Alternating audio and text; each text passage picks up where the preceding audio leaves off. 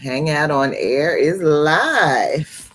All right. So Yay! you were saying, Georgette? Oh, that the according to the scientists now, that the sun is going into its periodic low activity phase, which is going to bring on extreme weather patterns, and eventually, like, okay, I'm trying to think of 2025, we'll be in a mini ice age. Yeah. 2025. Yeah, we'll be going transitioning into a mini ice age. So we'll just have to see what happens, because they look, after all the global warming and then that changed into climate change, I'll just have to see what happens. What's it called again? It's called shoot, I just had a brain fart. Grand, grand, Grand solar minimum. grand solar minimum. Yeah, look it up. You'll see it everywhere. Because at first, everybody, the high scientific minds and officials were like, no, no, that's just a crazy conspiracy theory. And I remember several years ago, uh, the man who was, shoot, I'm sorry, I can't remember the details, but he used to be the climatologist. I think he was a climatologist for NASA. Was He wrote a book about it, that the sun was going to be going into a solar minimum and people better get ready. But that was during the 2012 excitement, and everybody thought it was the end of the world or the aliens were coming back. So it was hard to take it with more than a grain of salt. This is somebody else's theory, even though he had pretty good credentials. And he spoke mostly, unfortunately, to the conservative right wings people who were getting their bunkers together with bullets, Bibles, and beans, for the end of the world kind of thing. So, it was always, he's just taking advantage of their fear. Mm-hmm. So, but now everybody seems to be on the bandwagon. Even local, well, not local, but national newspapers. And when NASA scientists start, changing how they talk about the weather, that's a clue. So I don't, but still, there are, and I'm not going to take much more of your time. We have patents for weather manipulation devices. So how do you know if it's real or not? So, or is it just another, ploy to manipulate the market, drive people into consuming or purchasing a lot of things, or basically just keep us off kilter so we can't see what's really going on, you know. Right. Right. Wow. So Google it, Well, hey, check it out for well, yourself. thank you. Yeah. Thank Okay. you. Well, Kim, you want to get us started? Yes, welcome everybody to the Global Black Feminist Reading Circle. This is our session 11, and we are reading Eloquent Rage, A Black Feminist Discovers Her Superpowers by Brittney Cooper. And maybe we'll go around and introduce ourselves. And I am Kim. I'm in New York. Kim Brandon. I'm in New York. And I am facilitating today. And I guess we'll go to Michelle next. Hi, everybody. I am Michelle Odom in Brooklyn, New York, with a hard copy of Cooper's book, Eloquent Rage. A Black Feminist Discovers Her Superpower. Happy to be here. Who wants to go next? I'll go. Hi, everyone. My name is Nicole Wilson. I am joining from Houston, Texas.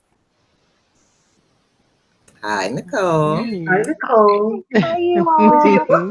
You can show us your book. Oh, we're showing books. Yes, hold on. I'm sorry. That was my June Jordan that I'm reading. Sorry. We couldn't tell the difference. It was but we trust you. I kind of The same fierceness, that channeling June Jordan's fierceness. So yeah. Yay. Okay. Venita?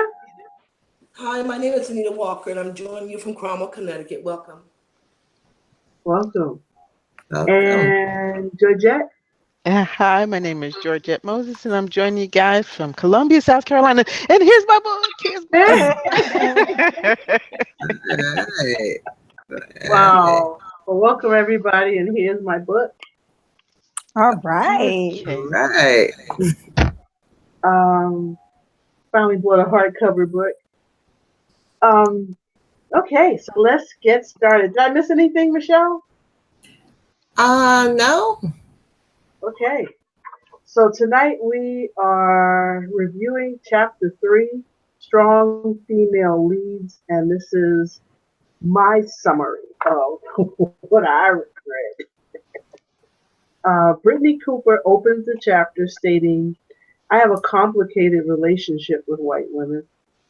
She gives readers a bird's eye view of the events and experiences that shaped her own identity politics. From middle school mean girl madness to the adult version of the same that played out in the media for over 2 decades as she watched the categorizations of Hillary Clinton, she felt that despite Clinton's earlier racist remarks, that Clinton could be good for America. Brittney Cooper relates to Clinton in a way, as they are both highly intelligent leaders who have tendencies to focus on issues at the expense of social standing. For example, they both struggle with social awkwardness and not dressing to please the patriarchy. She has struck a balance in her relationships and goes on to say, this is towards the end of the book, in the public parts, the end of the chapter, excuse me, in the public parts of my life, for good or ill, white women's racism has never kept me from admiring them, which I think is amazing, befriending them or supporting them. She admires strong women and the hard-won understanding of the similarities between how Black and white communities constrict and resent women who seek power. Okay, so now we have, I think, 9 questions. And I like what Michelle did last week, where people could pick a question that they like and answer it. And so I'd love to do that again this week. And I'll mark off each question as we address it. Does anybody have a question they'd like to start with?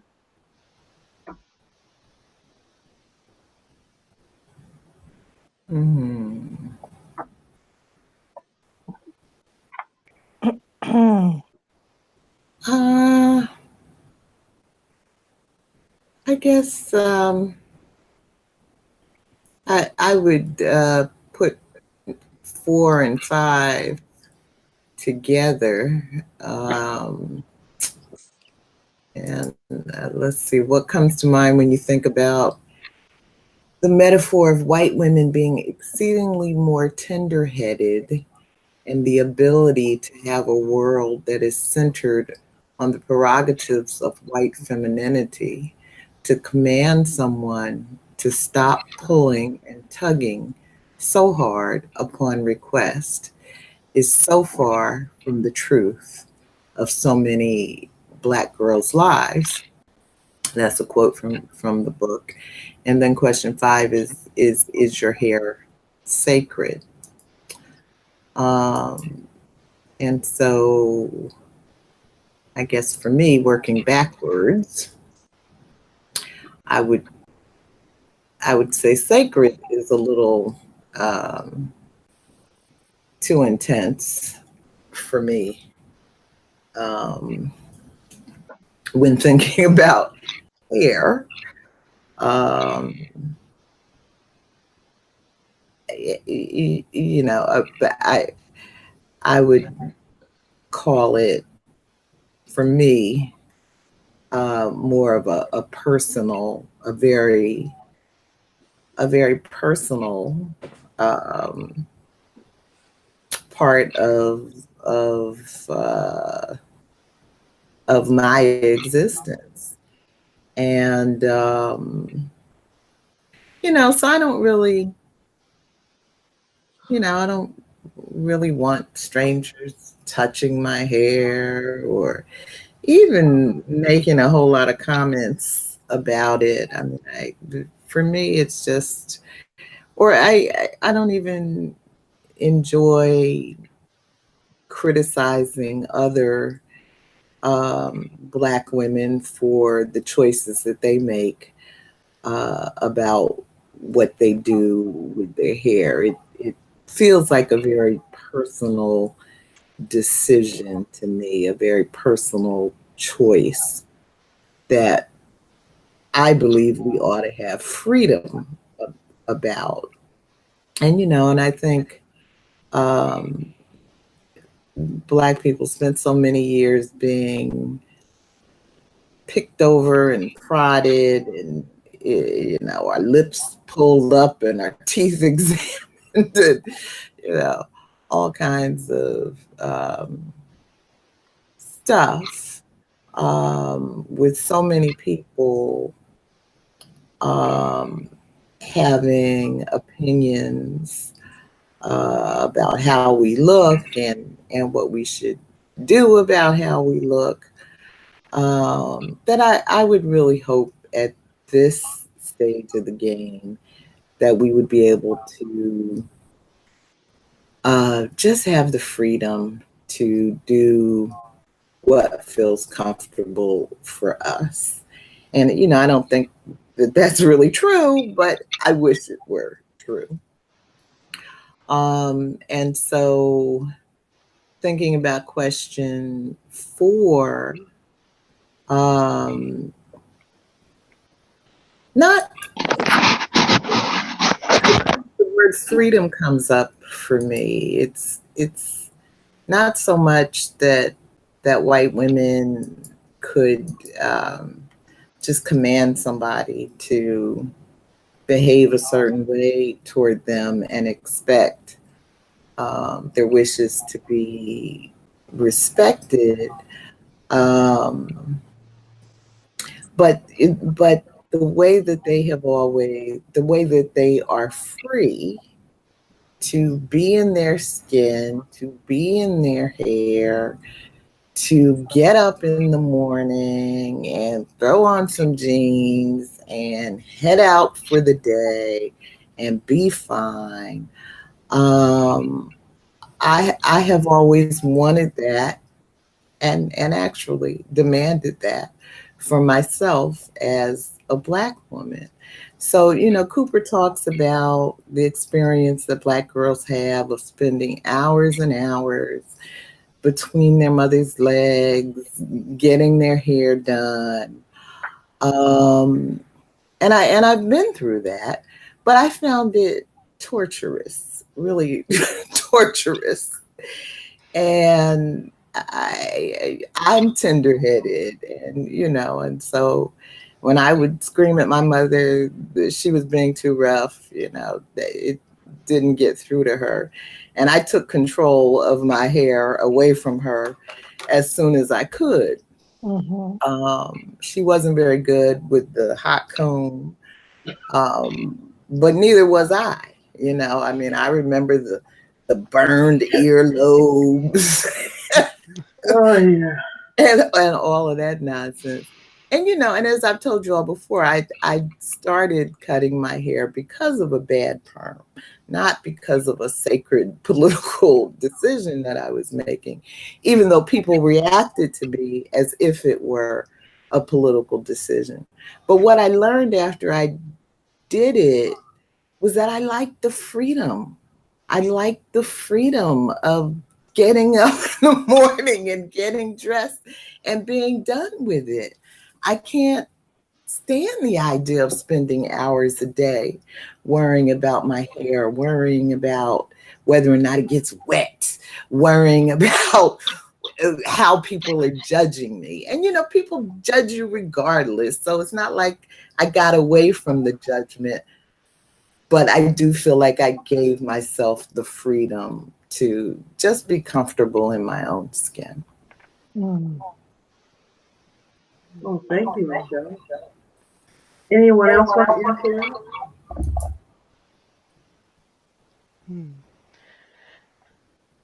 Okay, Well, we can move on. Is there another question that someone like to take on?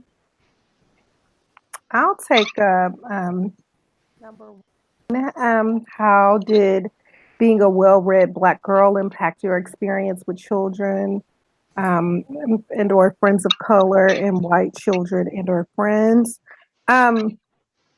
Which kind of connects to what Michelle just discussed.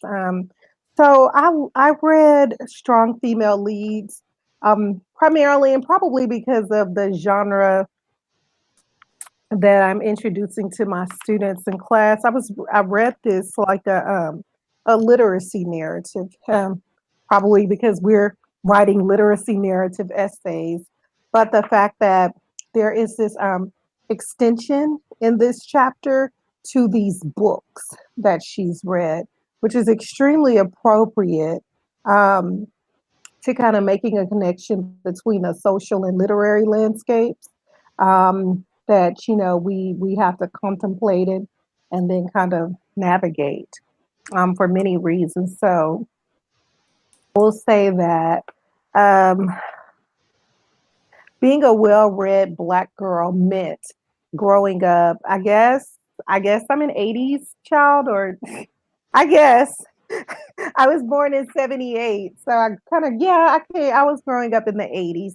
So much like Cooper, the what was available to me because I loved to read and because we didn't have much money and my parents really couldn't afford to I distinctly remember like wanting money to participate in the book fair. The Scholastic comes to the school and then my mom is just like saying, well, you don't I mean, it's no big deal, because of course there was really no money, but it was really a big deal.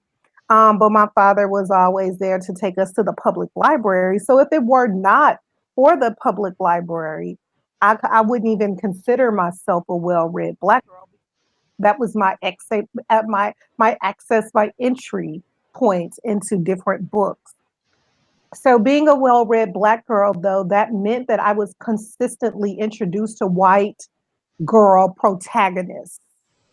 And which is it says something because at that point in my life, looking back on those times, reading Judy Blume and Are You There, God Is Me, Margaret and Deanie and all of those books, um, I guess I was searching for something about girlhood. I was looking for something. I wanted to know something. I was probably trying to compare and contrast experiences that I was having with the characters in these texts. Like Cooper, I was reading the Babysitters Clubs in Sweet Valley High, and I am so damn happy that I can say that my girls are coming up at a time such as now that we have publishing industries are responding to a literate Black public, right? And that I'm so grateful that my daughters, when we do our book club together, that we can read, Black girls about Black girls, that they are not inundated with the lives and the social worlds and the micro universes of just white girls. But that was largely my experience as well. And so I think Brittney Cooper is getting us to a tension between like our expectations, what we're reading, and these lived experiences that we're having. I will say though, so reading kind of saved my life, I think. Being a well-read Black girl, I think like Cooper is expressing, there are a lot of parallels there. It saved my life really because growing up poor and working class, what other options do you have? What else can you do? There was not like a car. We were taking public transportation. So going to there were some community centers, but even they were some distance from us. And so I just found myself needing to, much like Brittney Cooper, having to escape in books. Unlike Brittney Cooper, I think about this. What did that mean? There's the other tension that we have to pull apart there.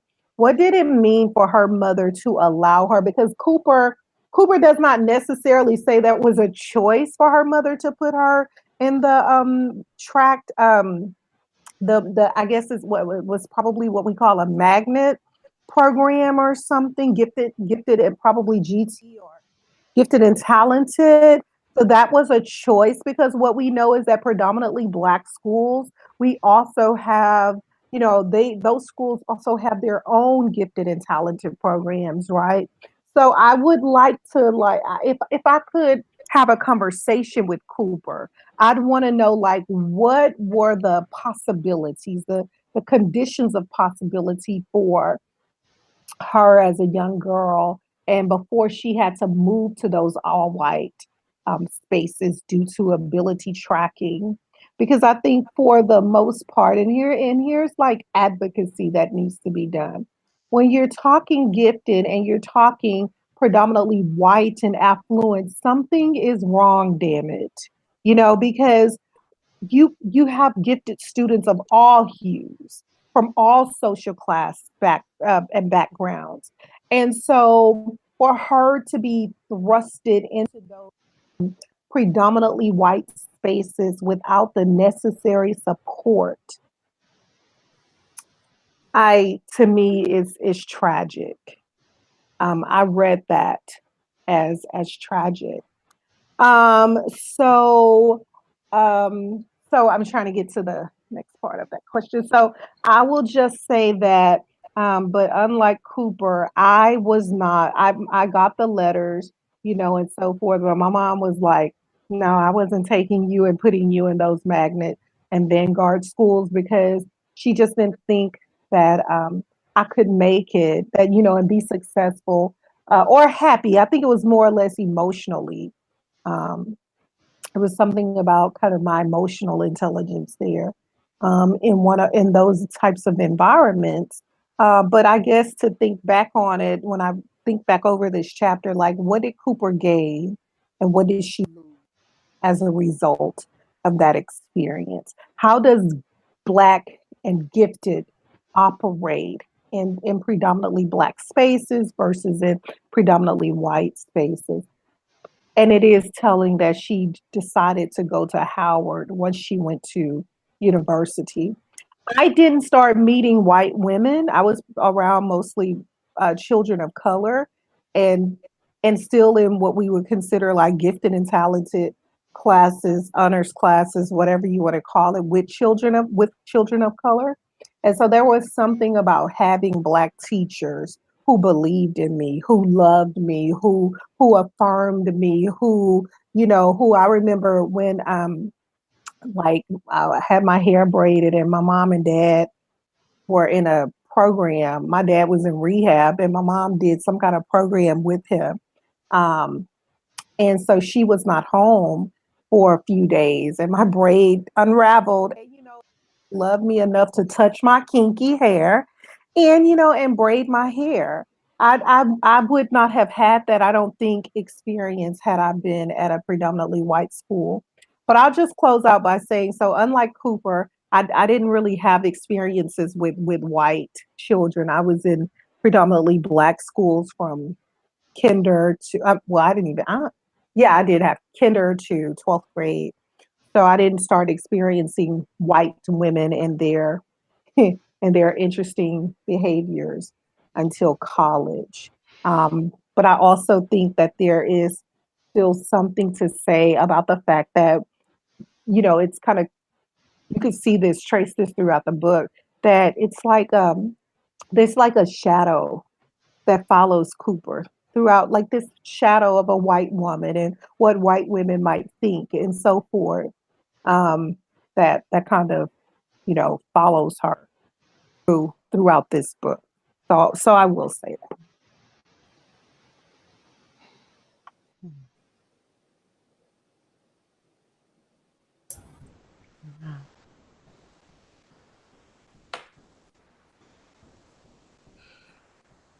Kim, you're muted. Are you frozen? Okay. It just wouldn't let me unmute. It was just like, whoa. Oh, Oh, thank you. Oh, Oh, thank you, Nicole. I like the question of what did it cost Cooper to be in those magnet classes and environments. And it's funny that the price changes depending on what the alternative to the magnet classes were. So I know for myself, I would have thrived in one of those classes given the fact that I was in a public school where the teachers didn't teach. So um, it's amazing. I guess it all depends on where you start and where you are. I just thought that was such a great question. Um, who would like to continue that thread or pick another question? well, I'd like to continue that one. Okay, go ahead. Uh, I have to say that growing up, well, my introduction to books and reading material, they were everywhere in my home. People went to the bathroom with a book, okay? That's how my mother would do subscriptions. She never paid for them, but we would have all kind of books because she had a very eclectic taste and an insatiable appetite for knowledge. So we had stuff about Hebrew, ancient languages, to to gardening. Okay, we had everything, and in between were horror novels. So horror and science fiction was the mainstay in my family. Everybody loved it. We loved scaring each other, if you can imagine that. So um, the few books that I read that I can remember reading about young people my age, and yes, I subscribed to the Scholastic Book Weekly Reader and all that kind of good stuff, but they didn't seem real to me because grew up in an urban city. Okay, Newark was hard. You better learn how to get to the bus stop and not get beat up. Okay, and then if you got to school, you went to a public school, you might get beat up there too. So, so I took the stories I read with a huge grain of salt because I knew they weren't my reality. They weren't any of my friends' realities, and we had plenty of different ethnic examples wherever I went to school. And that didn't seem to be their stories. So the information I garnered was really in interacting with the different young ladies or even the fellas to find out more about how they lived and who they were. And so,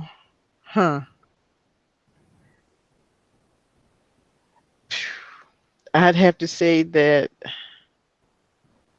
being well read could have its dangers too, because then you might be, oh, that's smart. So and so she thinks she's that, then you have the jealousy aspect coming in. And then that's when you have to, play down what you know. So you can be approachable and non-threatening. And so, it was kind of a mixed bag, but still that was the escape, from the gritty, hard streets. You have this book. You can pick any book and go into any world you wanted and be there, and get all emotionally involved and invested in the characters. And, huh. I enjoyed reading. And then when questions might come up in class or whatever, when I felt brave enough, I would drop some knowledge on boom. Yeah, I know that. and you And then still people do like, it. well, thank you, Michelle. Thank you. Because I still have that insatiable appetite my mother gave me for knowledge. It's everywhere. I mean, books can be expensive, but thank God there's the internet where you can find somebody who scanned it and uploaded it. Maybe the site was illegal, but it's there. Okay. It's there. It's so wonderful. And I hope we never lose that. Um, ability to access that knowledge. But then going back to Nicole's comment about the library, oh my goodness, the smell of bound books and the quiet coolness of it coming out from the heat of, summer hot, concrete, and walking when you went through those two double doors and it was quiet and then you knew you better act right because you didn't want to get put out, right? And oh, where can I go next? And you go to the librarian at the desk and, oh, well, do you know how to use the Dewey Decimal System? Oh, no. Okay, come on over here. Let me show you. And it was wonderful. You were welcome. Nobody barred the door. They were encouraged by your curiosity. And it was just wonderful. And I still love libraries today, but they're not getting the love that they need, because we're all digital now. But nothing beats a bound book. Okay, that's my comment.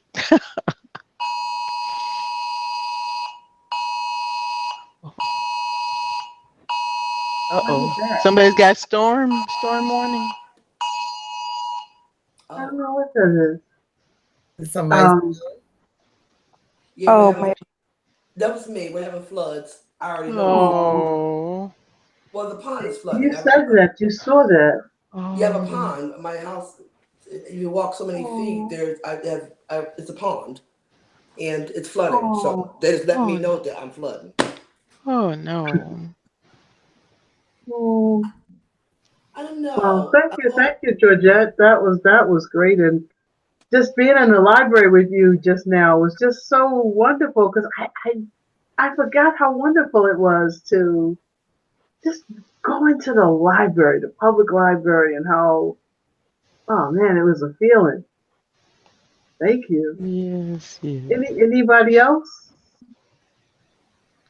I don't know. I always found school books to be quite boring. If I always, I wish they had more to offer when we were in school.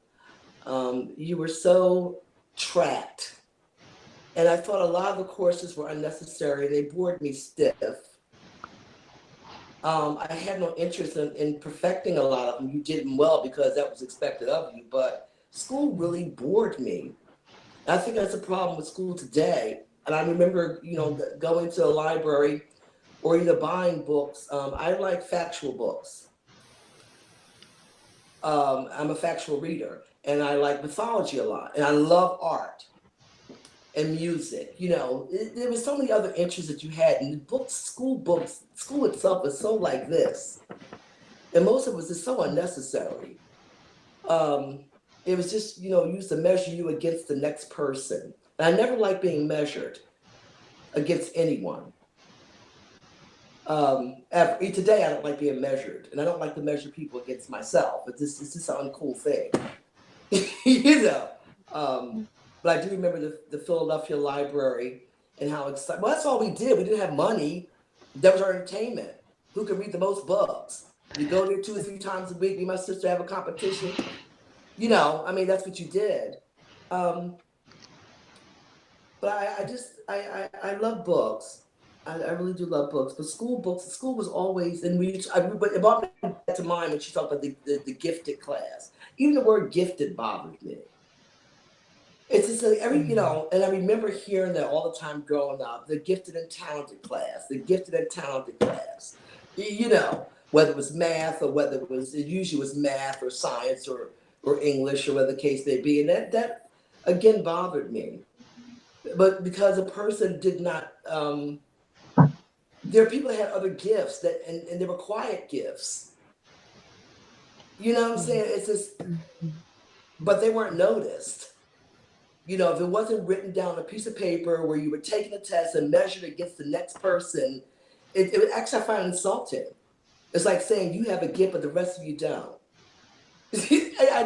Those labels That's really, cool. and that's what it says, it's like having children and people say mental abuse. Well, it's mentally abusive if you're praising one child and there's two and you're not praising the other because you're sending a message that you don't deserve praise.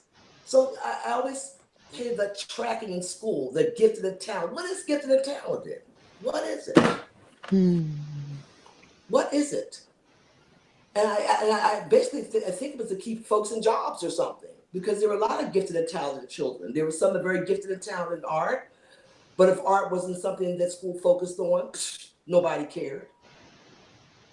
You know, so it's just, I'm sorry, Jeff Track. I can't stand labels.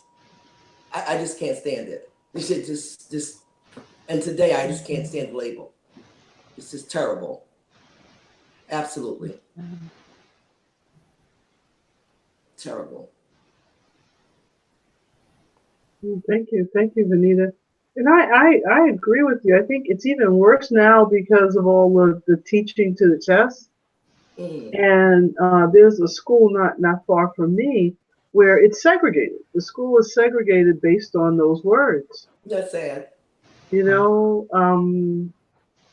talented, gifted, and now the top class that's predominantly, you know, with almost no people of color, it's called the foreign language learners.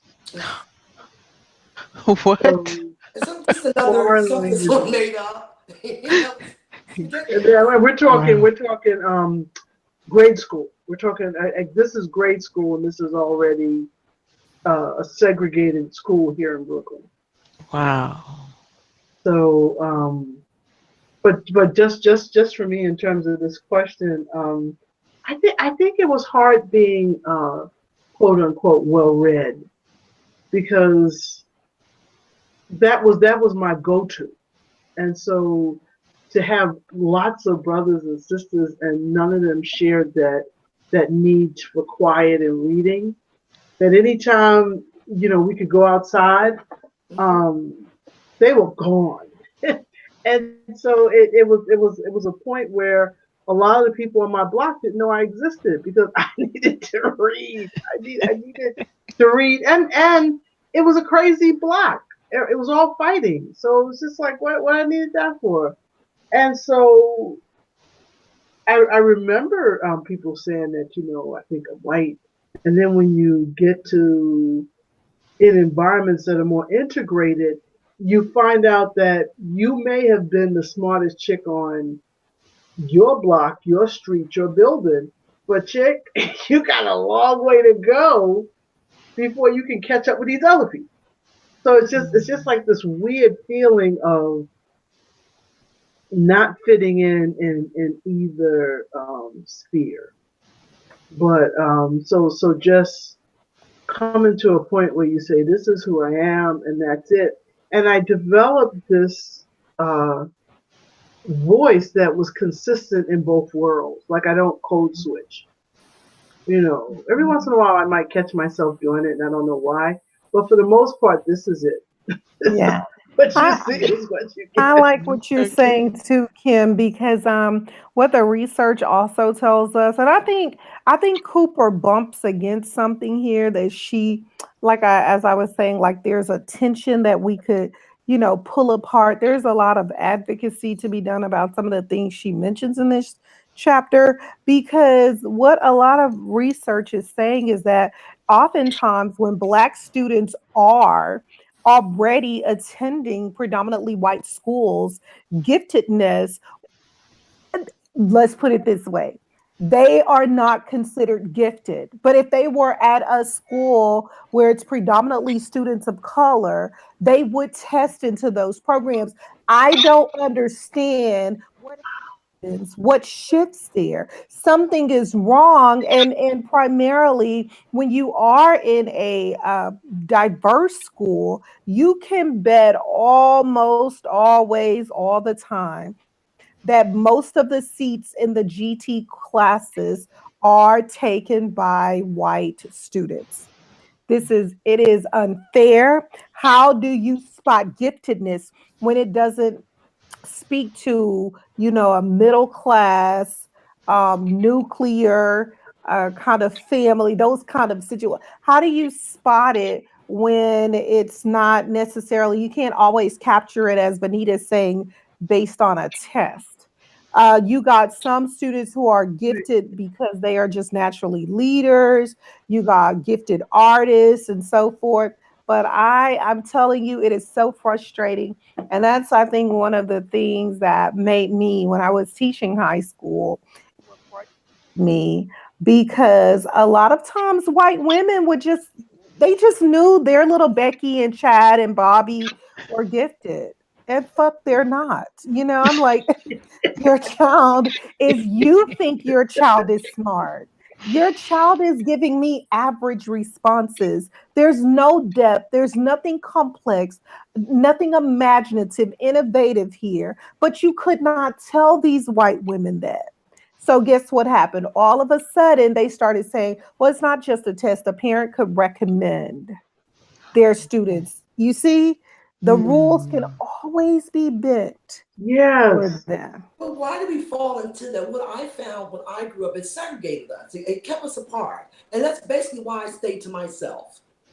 Because I was not interested in whatever you thought I should be interested in. Okay? And because everyone was brainwashed around you to go along with that ridiculous program of you are this and you are that, I was an outlier. And I was very comfortable with that.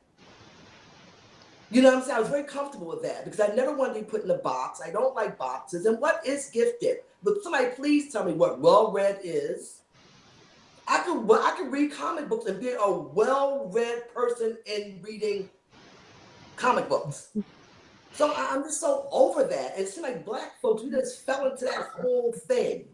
And it really kept us apart because we don't share different ideas. We don't share different interests.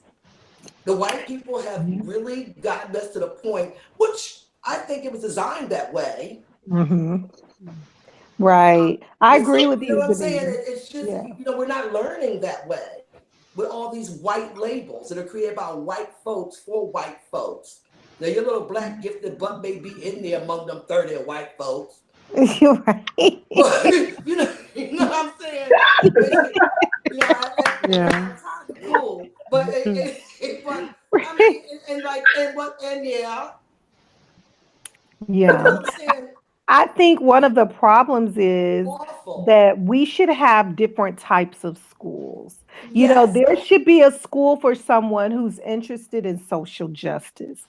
There Yes. should be a school for someone who's interested in that. But that I think that's a huge part of the problem.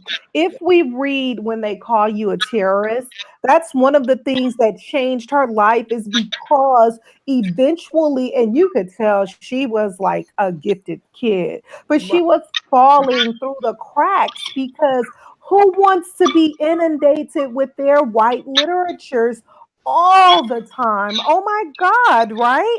I mean, even today in my program, if I'm not reading Lacan or um, Michel Foucault, if I'm not reading, these dead white men, people think I'm not doing social theory, but yeah, critical theory, but yes, I am. When I read Patricia J. Williams's The Alchemy of Race and Rights, and she talks about spirit murder, that's critical theory. When I read, I'm talking about when Black women come to and the ways we come to critical theory. When I think about Kaise Lemon and he talks about that Black work, that's critical theory. But again, it's so devalued and marginalized. So I think when Patricia Kahn Colors talks about or is it Patricia Colors Kahn? I forget. But anyway, when she talks about going to that school that was focused on social justice, that changed her life. And guess what?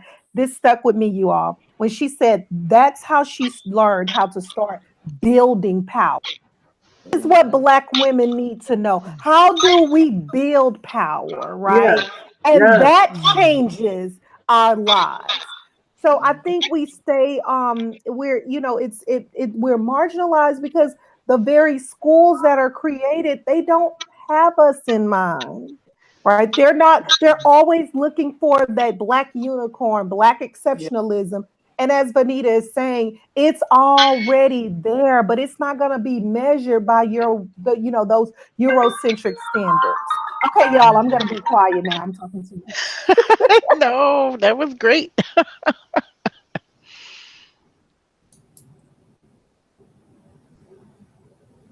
Kim, you're muted. Okay. Thank you. Thank you very much. Anybody want to finish or comment on more of what Nicole brought up. I thought that was brilliant. Can you hear me now? Yes. Mm-hmm. Oh, good. I keep finding that there's a problem with the line. So all of a sudden everybody will be frozen for a couple of seconds. I don't know if that's because of the storm here, but Mm. Yeah, I mean, probably. I guess just to follow up on Nicole's point, I would say, I mean, um, my grade school years were in predominantly white schools, and this was the 60s. Um, and there is a tragic aspect to it, Nicole. Um, but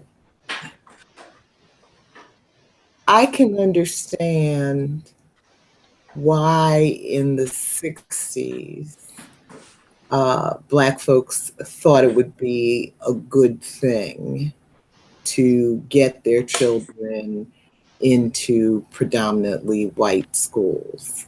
I can understand why in the 60s, looking at the horrible disparities between predominantly white and predominantly Black schools, um, that a parent would think it was a good thing to put their child in touch with the resources, with the capacity, with the potential that could come out of going to predominantly white schools. Um, I don't understand it in this century. I don't understand.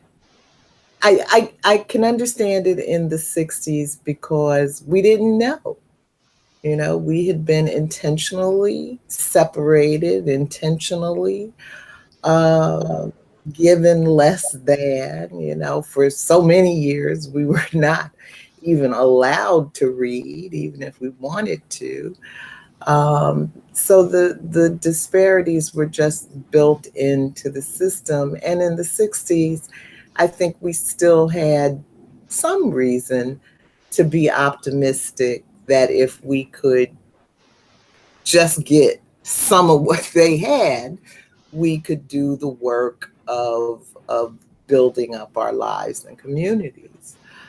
Um, but we're now over 50 years out from that. And from this vantage, it doesn't make a lot of sense to me that we could ever really expect that people who had enslaved us, people who had dehumanized us, people who had done everything they could really uh, to destroy us on almost every level, um, would also be the people that we would entrust our precious children to for anything. I mean, now it blows my mind to think that we could have ever had an expectation that would work out okay. But we're still doing it, and I don't know how much we're really learning from it. Um, because we're still not really in a place where, on a mass scale, we can provide education for our own children. Um, so I don't know, you know, what the answer is. Um, so I'm saying yes, there is a tragic aspect to Cooper's experience that I very much relate to. Um, but Michelle, can I ask you a question? huh? Can I ask you a question? Sure. So when you're talking about the 60s and maybe even the 70s, it was, you would put your child into a white world for education. But now it seems like, for the most part, it's more diverse, where it's a whole lot of other kids in the class besides just black and white. So I'm wondering, when you're talking about today, are you talking about environments that are predominantly white or predominantly diverse with all different types of people? It's like, where do you find how do you define the it today versus the it of the 60s? Yeah, yeah. I don't know. I just know somewhere along the line, it seems like um, we are missing the mark. Our children aren't. So many of our children aren't getting something that they need, and our connections to each other seem increasingly weak. Mm-hmm. And so I don't know exactly what that's about. My son went to a very diverse school. He did, I think, the first and second grade in the Newark public school system, and I was about to lose my mind. Um, and so I, by hook or by crook, was trying to find a way to get him out of that. And so we ended up moving to Edison, New Jersey, which is a suburban area where they had some very good public schools that were still predominantly white, but very diverse. Um, I remember when he was probably a late teenager, one of my girlfriends would say, "You know, your son's going to marry a white woman." Oh my. Why did she say that, Michelle? I was saying, "Oh no, how would he marry a white woman with me as his mother?" Right? And, I mean, I couldn't see it coming. And she'd say, "Okay, you know, you don't have to hear me. I'm just telling you what's going to happen." Wow. And then it happened, you know. And so, and you know, and so I had to learn to accept it. But as a mother, I can't help wondering how much of that is related to the academic environment that I put him in, and did I short circuit his ability to relate to the Black community because I wanted to make sure that he could read, write, and do arithmetic, which didn't seem to be the agenda of the Newark public schools.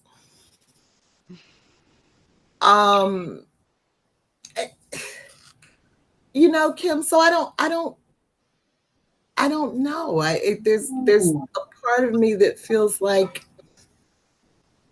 our Black children are not getting something that they need. And so I tell you all the time that I feel like I had this balanced experience because my father was a minister in the Black church. And so that was, you know, probably as much a part of my life as my school life. But I think a lot of Black children are not necessarily having that balance. Yeah. And so a lot of times what happens is when we become the ones that know how to read, write, and do arithmetic, when we become the ones that have been advantaged to the point that we can get into college and get into grad school and get into decent jobs and all of that, we then look back at the masses of Black people with our noses in the air. And to me, there's something fundamentally wrong about that. To me, that says that you didn't get something you needed. Yeah. I don't know how much choice you actually have. My sons went to all white schools. The reason why I sent them there is I wanted them to live long enough to learn how to read. That was my first objective. Now, if the Black neighborhoods, if I had a what they call middle class working Black neighborhood where my sons would have had the chance to make it down the street to school without getting a bullet in their head, then I prefer that they were there. I went to Edmund Masterman Stanton School, which was all Black. Black principal, Black vice principal, Black music teacher. Matter of fact, her husband owned a funeral home, and she was also a music teacher. Talented woman, Black everyone. So I had an all Black foundation that was safe. Everybody was Black. We were smart. Black history was every day, but I happened to be in that right place at that time. When Aaron, which is 41, there wasn't a lot of magnet schools around. So Carlton and I had to make a choice. Do we want him to live long enough to learn how to read? Because his elementary school, he went to school in kindergarten and first grade in the city of Hartford. Crazy as hell. Absolutely crazy as hell. It just absolutely wasn't going to work. Not for me. He wasn't learning. He wouldn't have learned anything. As a matter of fact, when we moved, I didn't know how much my child was behind. And I'm an on-hand mother until we went somewhere else. So my main objective before education, which is to me sometimes very overrated, is to try to find a place where it was safe. Can you all hear Venita? Yeah. Yeah. Yeah, to find a place that was safe for him Yeah, to I can be. hear. I can hear her. Living in the city was not safe. It just simply wasn't a safe place for him. So it wasn't by choice, it was necessity. It was absolutely positively necessity for me. I can I didn't have the definitely desire to go to understand all that. white school. That wasn't my lifelong ambition or dream or goal for my son to go to all white school. To the contrary, it was crazy. But what were my choices? Right. And I don't think enough people bear witness to this, right? That this becomes is very charged for us as parents. Where do we allow our children to be educated? What schools should we choose? I just posted an article on my Mhm. Facebook page. I forget her government name, but on Twitter she calls herself Ida Bay Wells. She's a journalist, very intelligent Black, but she talks about that in New York, seeking a public school education for her daughter and the lessons that she learned when she decided to place her daughter in a segregated, predominantly Black school, and the ways in which whiteness can show up in New York and take over those schools. Once Black people kind of build those schools to a different capacity Yes. and they begin to thrive, then the colonizers they Yes. come. I don't necessarily, because there's a different process in the South, well, at least in Texas. So let me speak for Texas, let me speak for Houston. So what we do is we have clear zones, and it's still segregated, right? Because you can have students. So where I live, Humble Independent School District, you could have students in Humble ISD, but they're going to have very different schooling experience because you are zoned to specific schools. And so based on these zones, it determines how diverse the school is going to be. And then what we learned was that they reserve the right to revise these zones. So Oh. whereas my son went to a very diverse high school, Mm-hmm. my daughters, our zone now has been changed. So my daughters would be going to a lowest performing high school in the district, predominantly ding ding ding black.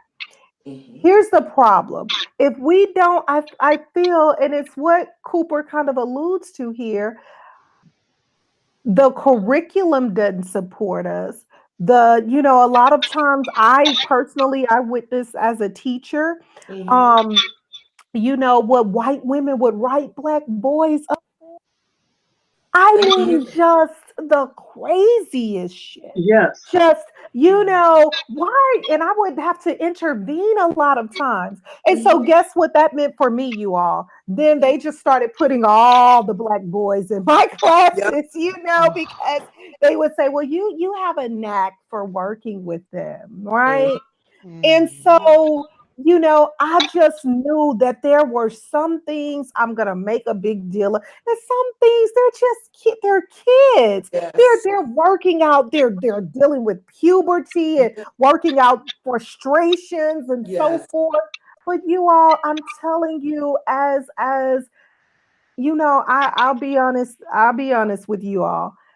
For once, I said, I'm glad that my son was my oldest and that I had twin girls and not twin boys, Mm-hmm. because it would have been that much more difficult. I'm telling you, what women, oh my gosh. And one, she started saying, he's stressing me out. He's going to make me lose Mm-hmm. my baby. Oh my God. Then And she I'm needs to go thinking, home. not your shitty ass husband who's verbally abused, but okay, but this black boy is gonna make you lose your baby. Wow. I don't, so it's so complex. And It is. it's and what and however, so I'm just saying, I think we all did, our best for our children, and we had to make decisions based on, understanding, I mean, the complexities that we navigate daily. I didn't want my son that I read that book that said for black boys, there are either going to be a nigger or a negro. And there's really no difficult for them to get, to be a black man in between. It's either he's going to have to be very submissive and passive, or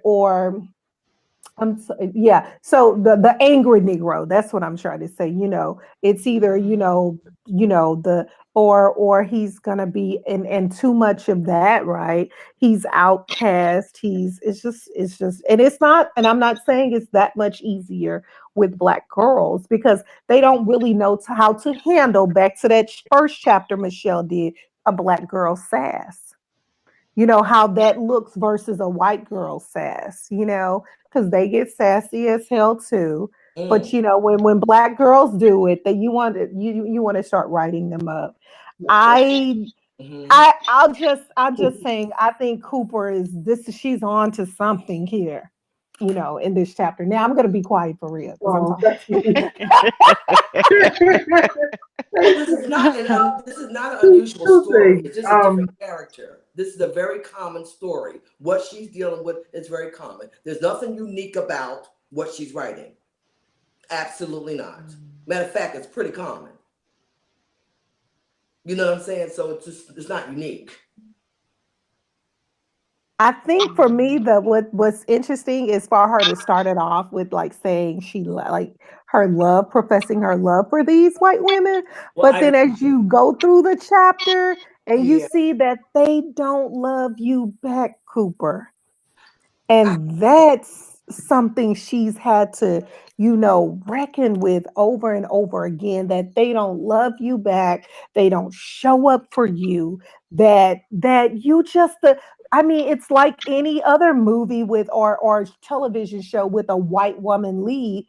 You are just the sidekick. You are never necessarily centered and central in their lives. What as black women, what do you do? Especially when this is so linked to feminist party and feminist circles and feminist theory and feminist politics, right? We're afterthoughts. Let's, I think white women have shown us that over and over and over again. Even Hillary Clinton bringing the hot sauce in her bag. We we are still, it's still black women. We're afterthoughts. Um, But well, thank Nicole, you. why would white women center black women? Or why would black women center white men? Why would white women? I guess what I'm trying to play the devil's advocate and say, going from the angle of identity politics, aren't we all really moving toward centering ourselves? And as the mammies of the world, we have been put in a position, or expectations put on us, that we would center other people's happiness and comfort and all of that. And black folks make an expertise out of understanding white folks, where white folks have never developed an expertise in understanding us. So I didn't really read it as this unrequited love story between Cooper and white women, so much as her really kind of sharing her interior, sharing, sort of the cultural milieu in which we all find ourselves, where whiteness is just sort of central, to everybody's life. And so I didn't so much read it as her saying, I love women. I mean, she was tracing, where this sort of respect for strong women came from. And a lot of the early models for her were out of her friendships with white girls and out of her, the fictional characters in the books and shows and whatnot that she was taking in. So I saw her tracing all of that. But to me, her ultimate message was not, they don't show up for us, but it was more a message of, I know them well enough to understand they're never going to be these perfect people that we wish they would be. They're never going to be people of understanding us like we understand them. They're never going to be these people of centering our needs. Right. Yet, if they are the majority people in society, how much do we need to align ourselves with them politically where we find common interest? Right. Well, I guess I need to clarify that. So yes, but I felt like her saying, yeah, initially she did. Like, to me, I read her say, I love these white girls who mistreated me and didn't love me. And I saw the white girls as a mirror of white women, that they were just doing what's been modeled before them. And that is, to just worry about themselves, to be about to not necessarily be in this there's no this kind of concern for all or justice for all, because I have watched Black women and I have watched Black teens get involved in whether we want to call it youth activism or whatever, but when they were locking Latino and Latinx children up in cages and stuff, I saw Black women going toe to toe and Yeah. and showing up and showing out. We Sure. have done that because we instinctively understand what it feels like to have, there's that kind of inset, that memory, to have that trauma of having our children taken from us and stuff like that. So I think for me, so I think I need to clarify. I definitely read her as saying, I love these white girls when I was younger. And these white girls were only doing what white women in my adult world do. They are concerned, their concerns are so very much invested in their single, their interests, those singular interests that they tend to have. And so you cannot ever get to this unity among women. This is why it doesn't matter how many women voters, you're still going to get a nut like Trump in the White House because they don't show up. When Black women were sounded the alarm saying, look, danger, danger, danger, right? They don't show up. And these are the very white women who will proclaim some kind of feminist politics or and some of them don't. Some of them are white Right. Right. evangelical women and they don't. But yet they are the ones who, well, there's something about like around children's issues and again, this is all about them. It's their interests, their children, their whiteness, their white privilege, their white femininity. And frankly, I'm just going to be honest. Today, I don't care to build with them. I'm trying to work with Black women. I'm here for my Latina sisters, and some of my Asian sisters. But if you trying to build power, again, if you're not a radical white feminist, we can't do nothing. And I mean it just like that. We can't do, I mean it in every sense of the African American vernacular. We can't do nothing if you're not a radical white feminist. And I mean that. I've seen it over and over again. They do not show up. And I could just imagine her as a young girl coming into her sense of self, her self concept and self esteem being shaped, you know, and here she is in a sea of whiteness, and she doesn't even know herself. Thank goodness her mother starts taking her to concerts.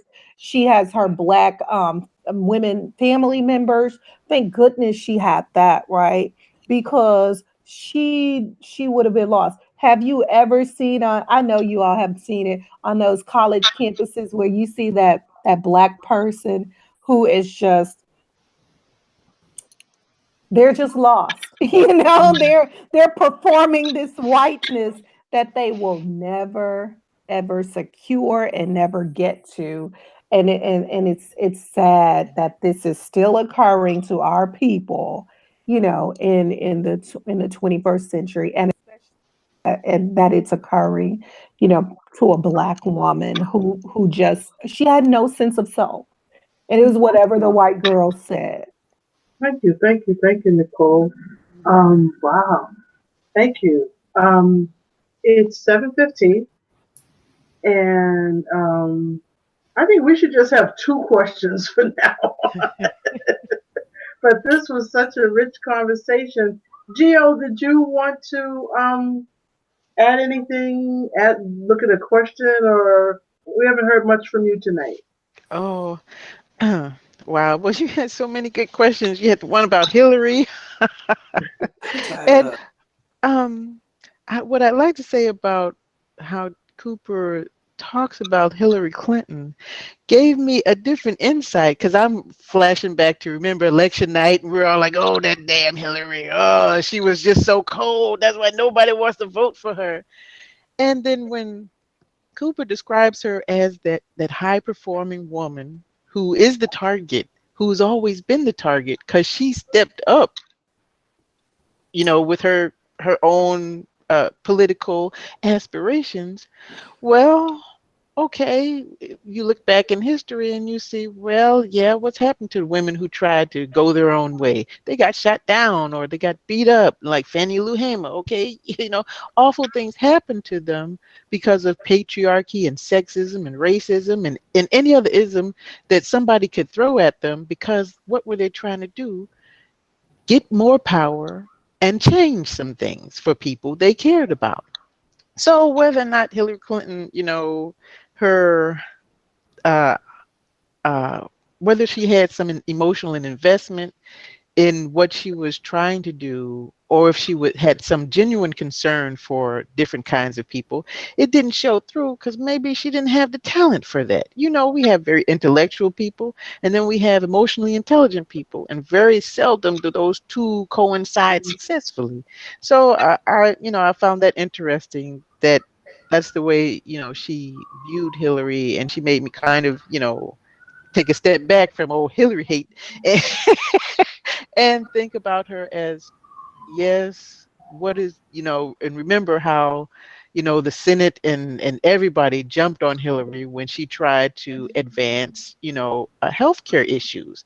They were like, oh, you're trying to be the president. You're not the president. Go sit home and bake some cookies. So, we still, even in our Black communities, in our Black movements, Black centric movements, women face those same issues. Are you trying to be a man? In the churches, are you trying to be a man? And then they whip out the Bible on you, that verse, a man, can't be over, a woman can't be over a man. What does that mean? Is this the same God that loves everyone, but, there's a pecking order? Okay. That raised some questions, for me about how I saw Hillary Clinton and what she was trying to do and who she is now, right now, trying to, after being totally embarrassed because you in the system, you don't know it's rigged. Okay. Okay. You don't know after all these years it's rigged. You should have been doing a Barack Obama on people. Okay. But hey, who knows? Maybe they told you better stand down or Bill gonna get more than a heart attack this time. So who knows? And then let's see. You had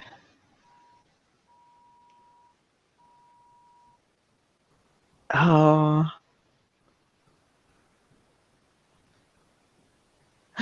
you had that charged question number 7 about Black. Okay, I'm gonna read it. White women have absolutely been accomplices to the American project of white supremacy, but their husbands, brothers, fathers, and sons have always been the masterminds. Let us never forget that. And what of our Black husbands, brothers, fathers, and sons? Where and what kinds of partners have we been? So, have we been to them or have they been to us? Well, either or. Either? Well, I think, wow, that that pecking order, we can't shake the person, the personage, the creation, because it is a creation that dominates the entire mindset of the populace, and I dare say the globe, because wherever you go, if the country is just some backwoods place that has no resources that some corporation doesn't want or need, you're going to see somebody who is either of mixed race or absolutely white voted into the government to control the resources and the people. And they'll use whatever they need to control the mindsets. Uh, it be that religion, or money, or just whatever they need to do because they're experts at it. So I think until we get a hold of our materialism, and understand that that's what keeps us, chained to the system. Yeah. That's what keeps all those white women who have placed themselves first, oh, I'm a member of, this association, but I have a line drawn about how much I'm going to care. And that's outside of those radical feminists, white feminists that Nicole was talking. Most of them, they have a line, which it boggles the mind. Who voted for Trump? Okay. After all of this espousing of feminist values, when you talk about grabbing someone's private parts and it's on tape, it's not hearsay. You got the tape of this dude talking about that. How in the world could any woman vote for this dude? Okay. So is there some mental illness going on, or is there some tomfoolery with the voting machines? But until we become good partners to each other, human partners. No matter where you come from, what you look like, understand you're a human being. We all have to live on this earth and share the resources. You know, until we get to that, we'll Yeah. never be good partners to each other. You Well, know, that's never going to happen. crush, crush, crush. I'm just being a realist. I'm just being a realist. It sounds good to you. I'm from I North know. Philly, I can but always I count am a on you, realist. Venita, to So bring it that's back never going to down. happen. Look, Venita said she read factual documents, okay? No nonsense, That's what girl. she It's not did. going to happen. And when you look at the white women that did vote for Donald Trump, let me remind you, during slavery, there are white women that were that did not agree with slavery, and there were those who tried to help the black folk out. But there was also those that took the little 8-year-old, 9-year-old, 10-year-old girl to their husbands to rape and abuse. So I'm not shocked because a lot of things are innate. Ooh. There's nothing you can do about it. It's there. It's in their genes. I mean, I got neighbors on this block that say, "Hi, how you doing?" He voted for Trump with daughters. It's insanity. With daughters. And then, so a lot of it's just innate. This is not new. It's a new time. But I told Michelle Donald Trump was going to win. Everybody looking at me like it's crazy. No, I'm not shocked at all. If I lived in this for the last 40 years, or should I say at least 38 of the 40 years in the predominantly white area, at some point, sometime 98.9% white area. Okay? I don't care what goes on with their white husbands. Don't you mess with that BMW 733 IE series. Do not take away that Gucci bag. You're gonna have that Do summer you home. all agree that the white men are the masterminds? Because No, I'm not sure I agree with that. I don't agree with it. That's a good observation. That's I don't agree. interesting. Well, we Yeah, I think they are the mastermind. I don't yeah. necessarily think they're I think they always the are the mastermind. mastermind. I think I don't agree. they can dazzle and give the women trinkets and things like that. But ultimately, the women are still second class citizens. And so when it Yeah. comes time for raping or deciding whether or not they use birth control, whether or not they have children, all of that, I don't know. I think that they aren't. If it's not pretty and fixed up, I just wonder if they are using money to distract themselves from not having actual power. Mhm. Because they're just being paid to be subservient, and Well, the that's goal is, choice. huh? Obviously that's choice. That's why I said I don't believe this is the white man's a mastermind. You don't have to get paid to be subservient. You ain't got to stay there for trinkets. This is Well, choice. Right. So Well, wait a everything minute. Wait a for minute. So me, what happens if you don't take the trinkets? What happens to you then?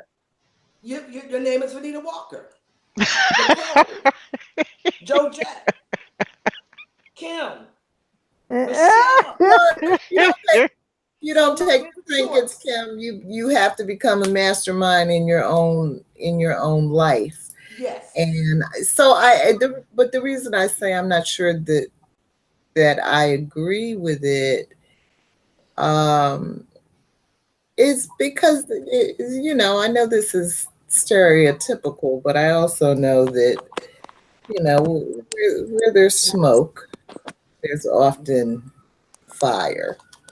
And women do have a certain capacity to manipulate.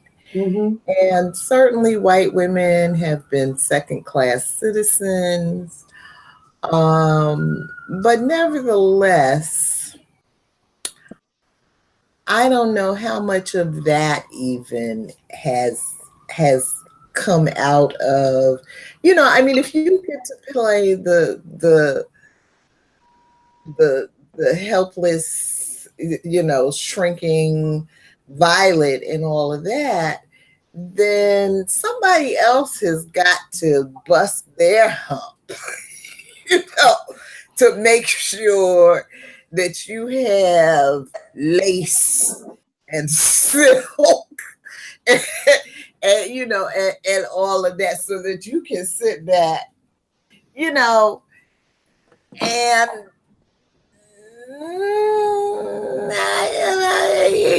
and so yes, there are some very, very extremely intelligent white men. There are some very, very extremely intelligent black men. But how many?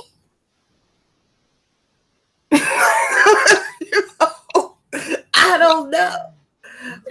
My own, and my father was one of those very smart black men, and I grew up in I guess I'd call it a benevolent patriarchy. Nevertheless,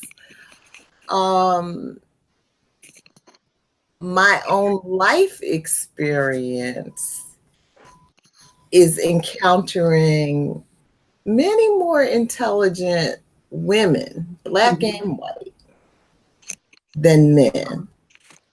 And so I think we have to ask ourselves, how much are women really pulling the strings? How much are women manipulating men into doing for them things Do you we mean don't want to do for intellectually Well, ourselves? smart, I think Michelle? Do you mean intellectually smart? Is that the kind of intelligence you Well, mean? just smart in whatever kind of way, there's all different kinds of Oh, intelligence, well, I'm but just asking what you meant. yeah, Exactly what you meant. and Are you just talking about the I'm just educated speaking white man with the I'm just speaking PhD or the I'm advanced just degree, speaking whatever? generally. Like, to me, Donald Mm. Trump is more representative of the Well, average white man. he's not average, Michelle. I know some average Well, white men. And you know, I, you can't Trump. Come on, Michelle, Oh stop with the my I'm sorry. I'm sorry. I'm well, trying to all be right, a good but man. still, using him as an example, can Don't you use see him. him being the mastermind of treatment? He ain't no damn mastermind of his own mind, Michelle. He can't mind. God.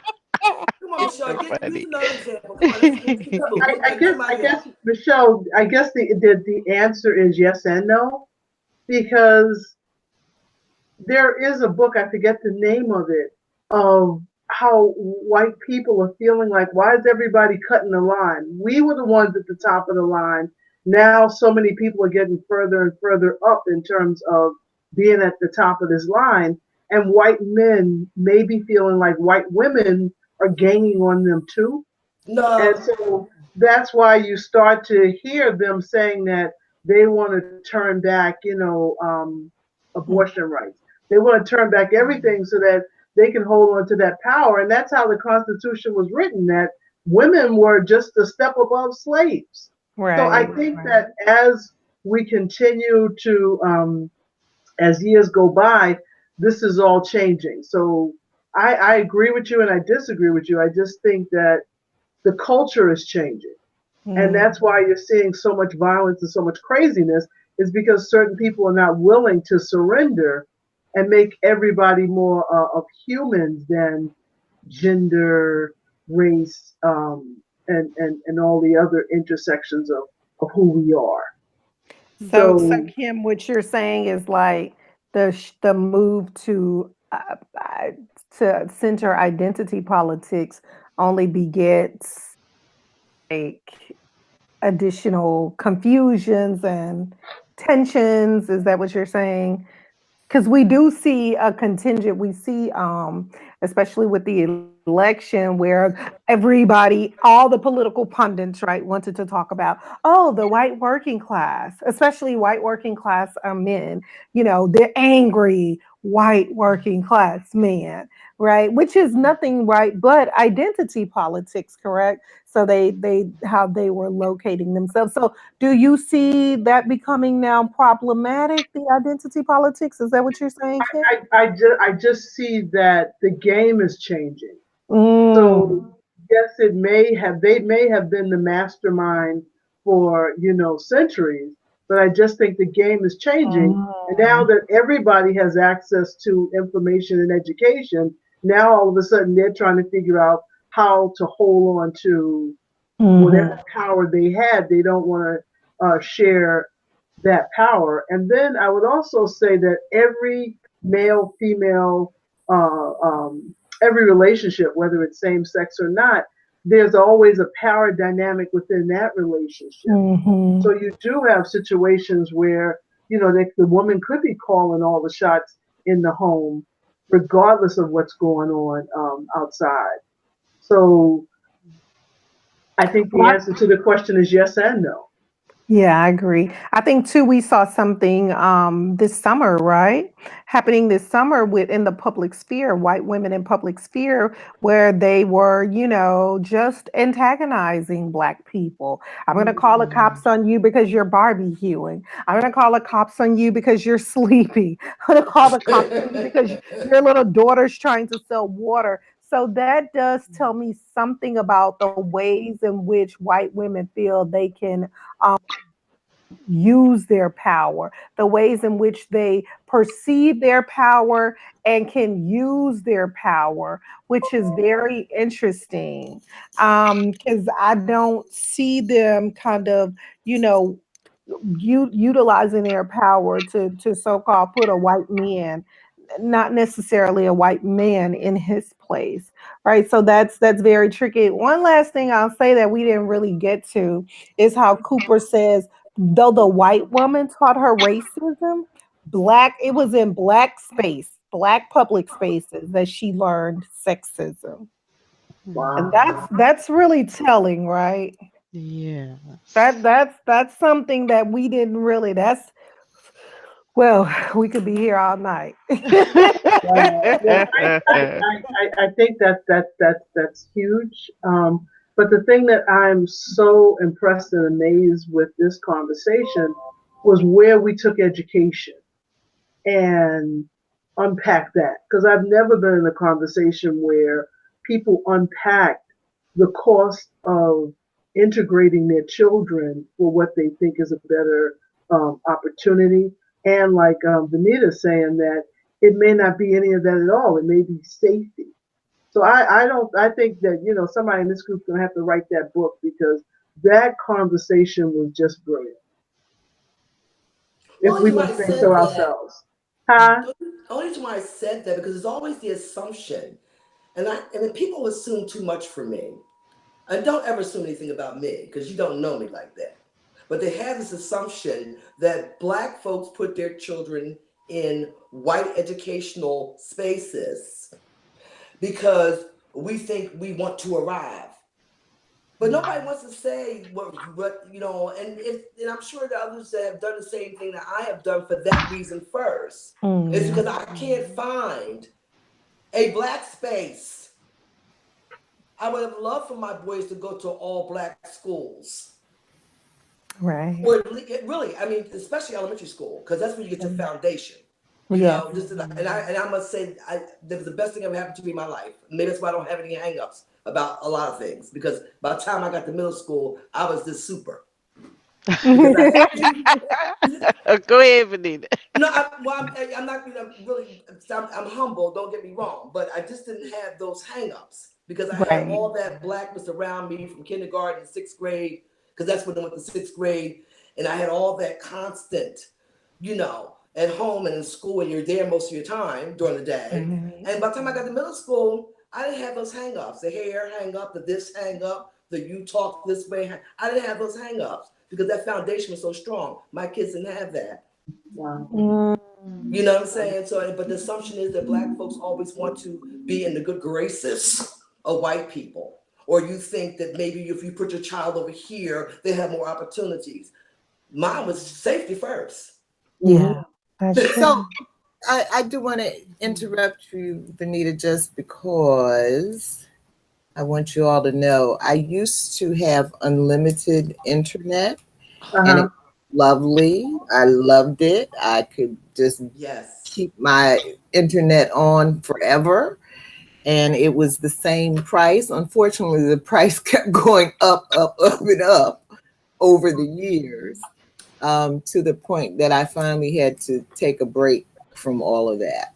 So now I'm on a limited internet plan. So I have enough to get us through, the couple of hours a week.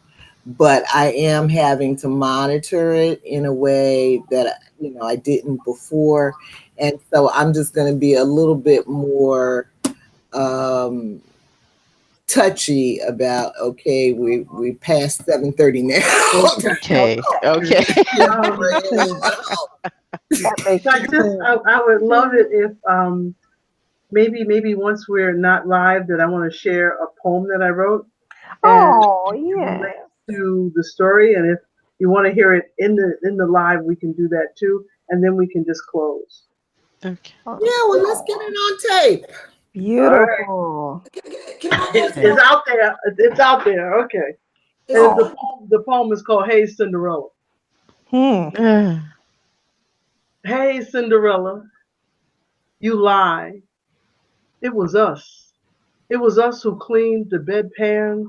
It was us who ironed the sheets. It was my grandmother who wrung the necks of chickens and chopped the carrots for your stew. It was she that birthed your father's first child, Minnie, my mother, too dark to stay in his house. It was my mother who was chased away.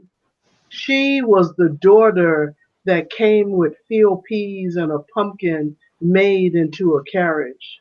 She was the daughter her footman made the magic conga rhymes and conga roots. She was the daughter whose enchanted slippers you wore to the dance with the prince, who himself was more quadroon than aquamaroon. The shoe fit my mother's foot. You stuffed it with cotton and rags and you went to the dance. All the while white from head to toe, you fooled and you impressed. You dipped and you cakewalked them into a trance. And when he held you tight, the little red drip, the little deep red droplets mirrored your ruthless, dirty deed. The half sisters whose shoes you keep trying to fill, she breathes no more. And when you return home, and you said that you were starved and slept between the broom closet and a little space under the stairs, you lied. You lied. And at the stroke of midnight, Minnie's black magic is gone. You and your house fall into ruins. Everything you stole, those fancy dresses, they all fall away. Run. Go ahead, run, Cinderella. You better run. Okay. Wow. All right, Kim. Very nice, Kim. Ooh, Kim, that's beautiful. Oh my gosh. Yes. I'm so sweet. I'm so dainty. You wrote that, Kim? Yes, that is very Kim. nice. poem. It's I like beautiful. that. Very nice, Kim. Hey, Yeah. Cinderella. Hey, Cinderella. You Wow. And I gotta print thought that, about Kim. it when We we gotta were print reading it this out. book. Give us a copy, Kim. Ah. I'm We sorry? want a copy. Would you print that up and get us a copy? Yes, I will. It's Oh, all that's beautiful. copywritten, so I can do that. Oh, Oh, Great. that's cool. beautiful. Wow. Well, Thank I'm you, gonna Kim. say good night, you all. Good Oh, night, wow. Michelle. Good Okay, night, Well, Michelle. thank Michelle. you. These were absolutely wonderful, thought-provoking Yes. questions. Thank you Great for job. getting them to us in such a timely way. And thank you all for the feast of conversation we had here tonight. And I will see you all next week reading our story together. All right. Thank you. Good Good night, night, Michelle. Good ladies. night, everybody. Good night, Bye-bye. Georgette. Good night.